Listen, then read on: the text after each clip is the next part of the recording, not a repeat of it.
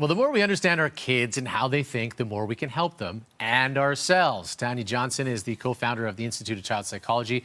She's here with answers to your questions. As always, the text line is open if you have questions.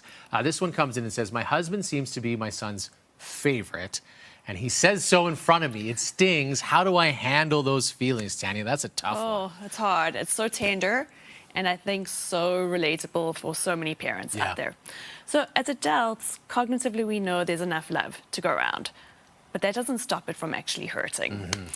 So I think the first thing is for the less favored parent to really just kind of sit with it a little bit and figure out, where else have I felt this before, feeling invisible, rejected, maybe not loved as much. Because when we do that, we just quietly name what's actually happening for us, and then we don't unintentionally pass that kind of emotional baggage onto our kid. With our child, we can get down on their level and just say, hey, it's totally normal. There's going to be times where you feel really connected to dad and times when you feel really connected to mum. What we know is our love is as big as an ocean, and there will always be plenty of it. As they get a little bit older, we can actually acknowledge it and say to them, hey, that stings a little bit. And then for dad, I love that he's trying to help mom out here.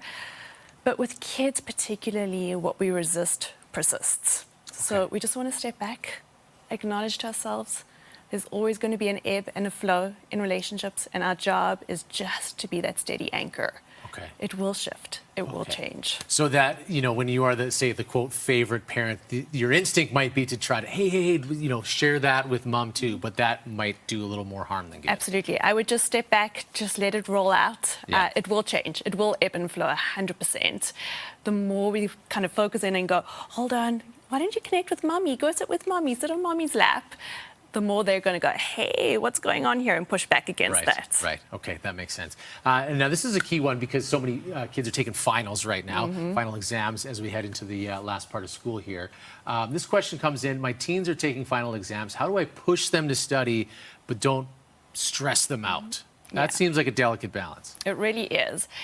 And my guess is that probably in a year's time, for all of the teens taking finals right now, very few of them will actually remember what grade they got for each final.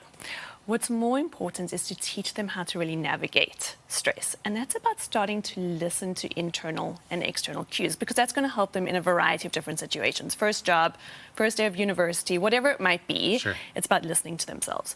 So when we look at studying in particular, external cues in an environment, we know that there are factors that increase cortisol, or the stress response. So things like sitting on an uncomfortable chair, sitting crouched over on our bed. When a room is too hot, it's hard to regulate in that room.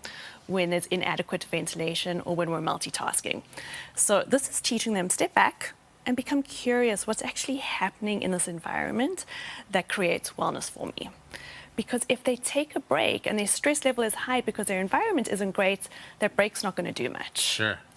So those are the external cues. And then internal cues are, how am I doing inside? How am I feeling? When I take a break, do I actually feel better when I scroll on TikTok for that 10, 20 minutes? Or do I feel better when I get outside? We know getting outside primes the brain for learning. Whereas TikTok, there might be some relief, but the stress response actually doesn't go down. Interesting. So this is about teaching them to understand and really read those internal and external cues so that they can navigate whatever comes next. It's not just about this final. Okay. Tremendous advice, as always. Thank you so much for joining us. Welcome. If you'd like to learn more, you can go to the Institute of Child Psychology.com.